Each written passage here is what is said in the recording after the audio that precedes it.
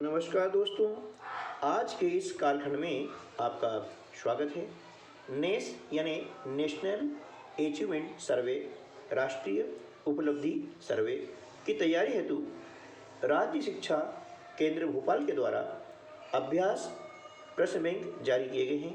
हम उन अभ्यास प्रश्न बैंकों को कैसे हल करें, यह दर्शाने के लिए आपको वीडियो के माध्यम से एक सीरीज उपलब्ध करवा रहे हैं। उसी के तारतम्य में आज कक्षा 8 विषय विज्ञान का वीडियो नंबर 6 आपके समक्ष हम लेकर आए हैं। तो आइए हम शुरू करते हैं आज का वीडियो प्रश्न क्रमांक 68 से। इसके पहले वीडियो में हमने विज्ञान विषय के प्रश्न क्रमांक 1 से लगा करके प्रश्न क्रमांक 67 तक के प्रश्नों को हल करना हमने सीखा है। आइए आगे हम देखते हैं कि इन प्रश्नों को कैसे हल किया जाता है। प्रश्न 68 है, चित्र में दर्शाए अनुसार प्रकाश पृष्ठ S1, S2 तथा S3 पर आपतित हो रहा है। किन पृष्ठों पर आपतन कोण परावर्तन कोण के बराबर होगा? आप देख रहे हैं यहाँ पर पृष्ठ S1, पृष्ठ S2 और पृष्ठ S3, ठीक है ना। देख रहे हैं कि पृष्ठ S1 बिल्कुल समतल है, पृष्ठ S2 जो है वह थोड़ा सा खुरदुरा है, उबड़ खाबड़ है, और पृष्ठ S3 जो है वह बहुत ज़्यादा ही उबड़ खाबड़ है, ठीक है ना। अब प्रश्न यह है कि किन पृष्ठों पर आपतन कोण परावर्तन कोण के बराबर होगा। आपको ऑप्शन दिए गए हैं, ए केवल S1 में, बी केवल S1 तथा S3 में, केवल S2 तथा S3 में, डी सभी तीनों पृष्ठों में। तो देखिए, जब प्रकाश किसी भी तल पर गिरता है ना, तो तल कोई सा भी हो, किसी प्रकार का तल हो, है ना, तो उनमें आपतन कोण हमेशा परावर्तन कोण के बराबर होता है, ठीक है। तो इस प्रकार से ऑप्शन डी जो है हमारा सही जवाब हो जाएगा। सभी तीनों पृष्ठों पर आपतन कोण का मान परावर्तन कोण मान के बराबर होता है, ठीक है ना। चलिए नेक्स्ट क्वेश्चन लेते हैं। नर शिशु में विकसित होने वाले युग्मनज में निम्न में से कौन से गुणसूत्र होते हैं? ठीक है ना। ए एक्स एक्स, बी केवल एक्स, सी एक्स वाई, डी केवल वाई। तो नर शिशु में जो विकसित होने वाले युग्मनज हैं उनमें गुणसूत्र होते हैं एक्स वाई, है ना। नर में एक्स वाई होते हैं और मादा में होते हैं एक्स एक्स, ठीक है ना। तो ऑप्शन सी जो है हमारा सही जवाब हो जाएगा, ठीक है ना। चलिए नेक्स्ट क्वेश्चन देखते हैं। एड्स, प्रश्न क्रमांक 70। एड्स किसी संक्रमित व्यक्ति से दूसरे स्वस्थ व्यक्ति में किसके जरिए फैल सकता है? ए साथ भोजन करने से, बी पीड़ित के द्वारा रक्तदान करने से, सी साझे कंघे के प्रयोग से, डी मच्छर के काटने से, ठीक है ना। तो देखिए, एड्स फैलने का जो कारण होता है वह न तो किसी के साथ भोजन करने से होता है, न ही साझे कंघी का प्रयोग करने से, और न ही एड्स होता है मच्छर के काटने से। एड्स हो सकता है जो एड्स पीड़ित व्यक्ति है उसके द्वारा रक्तदान करने से, क्योंकि वह रक्त किसी अन्य व्यक्ति के शरीर में जब इंजेक्ट किया जाता है ना, तो जिसके शरीर में इंजेक्ट किया जा रहा है ना, वह व्यक्ति एड्स से पीड़ित हो सकता है। इसलिए एड्स पीड़ित व्यक्ति को, है ना, या एड्स से संक्रमित व्यक्ति को रक्तदान नहीं करना चाहिए। तीसरी ऑप्शन जो बी है हमारा सही जवाब हो जाएगा, ठीक है ना, इस प्रकार से। चलिए नेक्स्ट क्वेश्चन लेते हैं। 71, प्रश्न क्रमांक 71। पहेली को पहाड़ी पर चढ़ाई करनी है ना, वह सुरक्षित चढ़ाई के लिए मजबूत एवं सुदृढ़ रस्सी का प्रयोग करना चाहती है। निम्न में से आप किस रस्सी का सुझाव देंगे? है ना, किस रस्सी का आप सुझाव देंगे? देखिए, अब ए सूती, बी नायलॉन, सी रेशमी, और डी ऊनी, है ना। तो यहाँ पर आप देख रहे हैं कि 4 प्रकार की रस्सी दी गई है। चढ़ाई चढ़नी है पहाड़ के ऊपर और सुरक्षित चढ़ाई चढ़नी है, इसके लिए रस्सी चाहिए किसी मजबूत एवं सुदृढ़, ठीक है ना। मजबूत एवं सुदृढ़ रस्सी आपको चाहिए। तो अब बताइए कि कौन सी रस्सी का उपयोग करेंगे। तो देखिए, सूती जो रस्सी होती है, जब चढ़ाई पे चढ़ना होता है, पहाड़ी चढ़ना होता है, तो वहाँ पर पत्थर हो सकते हैं, वो कट सकती है, ठीक है ना। रेशमी सूती क्या होती है, चिकनी होती है, हाथ से फिसलती है, क्योंकि रस्सी और हाथ के बीच में घर्षण बल काफ़ी कम हो जाता है ना। इसके कारण चढ़ने में कठिनाई महसूस होगी। ऊनी जो रस्सी होती है उसका भी होता है ना। ऊनी जो होती है इतनी मजबूत या सुदृढ़ नहीं होती है। तो इस प्रकार से हम कह सकते हैं कि पहेली को पहाड़ी पर चढ़ने के लिए नायलॉन की रस्सी का उपयोग करना चाहिए, और हम इसे जो है सुझाव देंगे नायलॉन रस्सी का उपयोग करें। इसलिए ऑप्शन बी जो है हमारा सही जवाब हो जाएगा, है ना। ऑप्शन बी क्या होगा, हमारा सही जवाब हो जाएगा। और हम इस पर लगा देते हैं गोला, ठीक है ना। ये हमने इस पर गोला लगा दिया है। नेक्स्ट क्वेश्चन हम देखते हैं, प्रश्न क्रमांक 72, ठीक है ना। निम्न आरेख को ध्यान से देखकर बताइए, निम्न आरेख को ध्यान से देखकर बताइए कि जीवाणुओं से होने वाले 2 रोग कौन कौन से हैं। आपको दिए गए हैं हैजा, छोटी माता, मलेरिया, रेबीज और टाइफाइड। ऑप्शन दिए हैं ए छोटी माता और मलेरिया, बी हैजा एवं रेबीज, सी टाइफाइड एवं छोटी माता, डी हैजा एवं टाइफाइड। तो देखिए, जीवाणु से होने वाले जो 2 रोग हैं वे हैं हैजा एवं टाइफाइड, है ना। इसलिए ऑप्शन नंबर जो डी है हमारा सही जवाब हो जाएगा, है ना। ऑप्शन नंबर डी क्या होगा, हमारा सही जवाब हो जाएगा। और हमने इसको लगा दिया है गोला, ठीक है ना। चलिए नेक्स्ट क्वेश्चन लेते हैं, प्रश्न क्रमांक 73। निम्न में से किस कार्य के फलस्वरूप आघात वर्धनीयता का गुण प्रदर्शित होगा।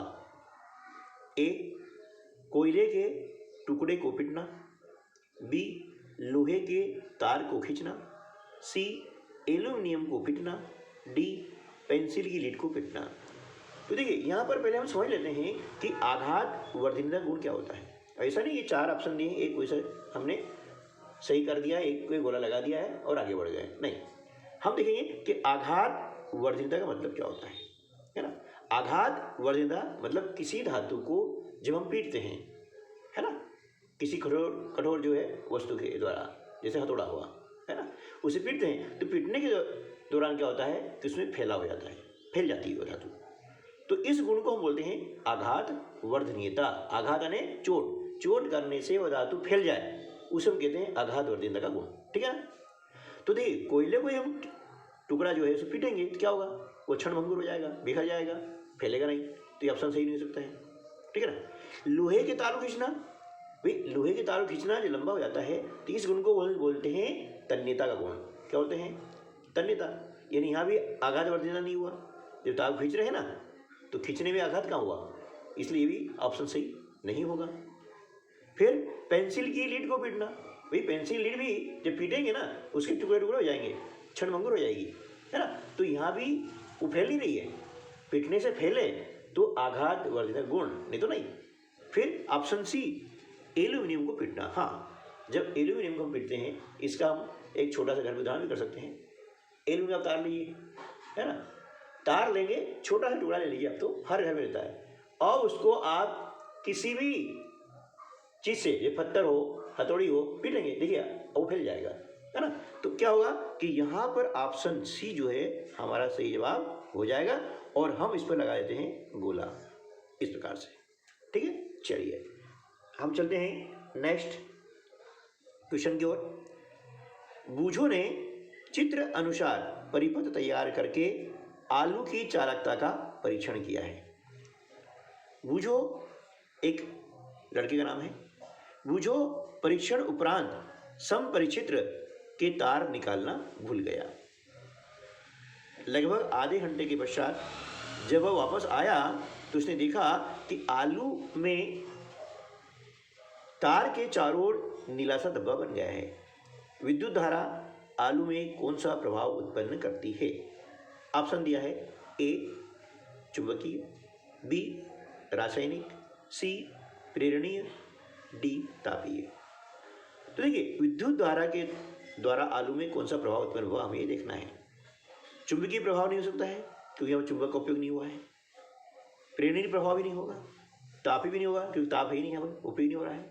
यहाँ पर क्या हो रहा है कि वो जो विद्युत धारा का जो एक तार आलू के अंदर रह गया था वह एक रासायनिक क्रिया करता है और रासायनिक क्रिया करने के कारण उस तार के चारों ओर नीला सा धब्बा बन जाता है। तो यहाँ पर सही ऑप्शन क्या हो जाएगा? रासायनिक, है ना। यानी विद्युत धारा जो है आलू में रासायनिक प्रभाव उत्पन्न करती है, इसलिए ऑप्शन नंबर बी सही हो जाएगा। ठीक है दोस्तों, चलिए नेक्स्ट चलते हैं। क्वेश्चन क्रमांक 75, ठीक है ना। विद्युतदर्शी एक युक्ति है जिसका उपयोग यह ज्ञात करने में किया जाता है कि क्या कोई वस्तु ए आवेशित है, बी अनावेशित है, सी चुंबकीय है, डी अचुंबकीय है। ठीक है ना।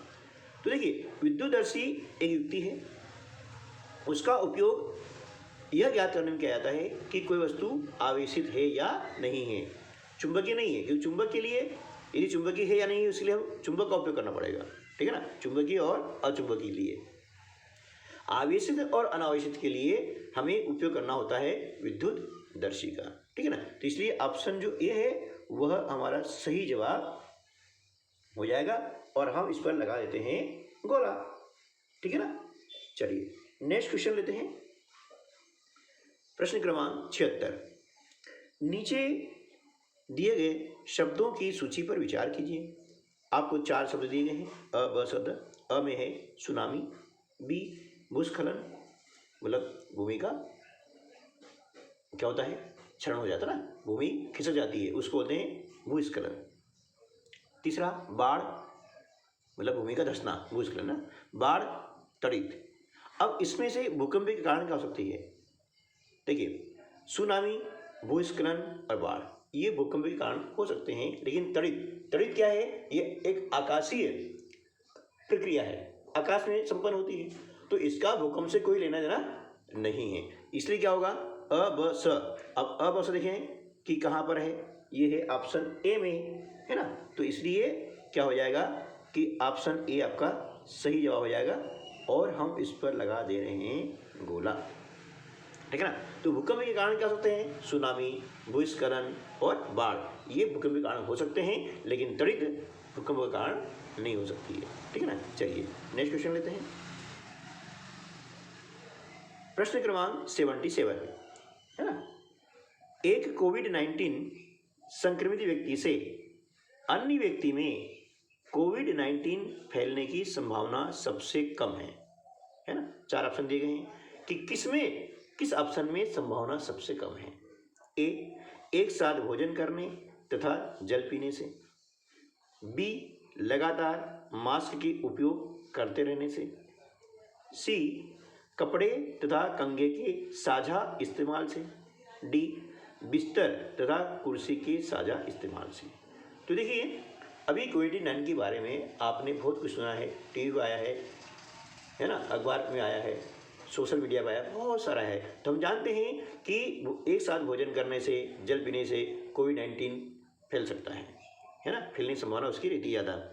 कपड़े का उपयोग करने से, उसे कंघे का उपयोग करने से, है ना, इसमें भी संक्रमण फैलने का डर बना रहता है। इसी प्रकार से है ना, संक्रमित व्यक्ति के बिस्तर या उसकी कुर्सी साझा करने से भी संक्रमण फैलने का डर रहता है। लेकिन लगातार यदि हम मास्क का उपयोग करते हैं तो कोविड-19 के फैलने की संभावना सबसे कम होती है। ठीक है ना। तो इस प्रकार से ऑप्शन बी जो है हमारा सही जवाब होगा और हम इस पर लगाते हैं गोला। चलिए नेक्स्ट क्वेश्चन लेते हैं 78। शुष्क मौसम में कंघी करते समय कभी कभी हमें बालों के एक दूसरे से उड़ जाने का अनुभव होता है ना। वो बाल क्या करते हैं, एक दूसरे से दूर चले जाते हैं, मतलब उड़ जाते हैं। इसके लिए उत्तरदायी बल कौन सा है? ए गुरुत्व बल, बी स्थिर विद्युत बल, सी चुंबकीय बल और डी घर्षण बल। तो देखिए गुरुत्व बल पृथ्वी से संबंधित बल होता है ना। पृथ्वी के द्वारा लगाया जाने वाला बल क्या होता है? गुरुत्व बल कहलाता है। चुंबकीय बल चुंबक के द्वारा संपन्न होता है। घर्षण बल दो सतहों के बीच में घर्षण बल लगता है ना। लेकिन जब हम कंघी करते हैं तो कंघी और हमारे बाल के बीच में एक आवेश पैदा हो जाता है शुष्क होने पर, ठीक है ना। तो क्या होता है कि कौन उत्पन्न करता है? इसके लिए उत्तरदायी कौन है? इसके लिए उत्तरदायी है स्थिर विद्युत बल, है ना। इसलिए ऑप्शन बी जो है वो सही जवाब हमारा हो जाएगा, ठीक है ना। चलिए नेक्स्ट क्वेश्चन लेते हैं 79। दिए गए चित्र में जल से भरा एक बर्तन दर्शाया गया है ना। एक बर्तन दर्शाया गया है।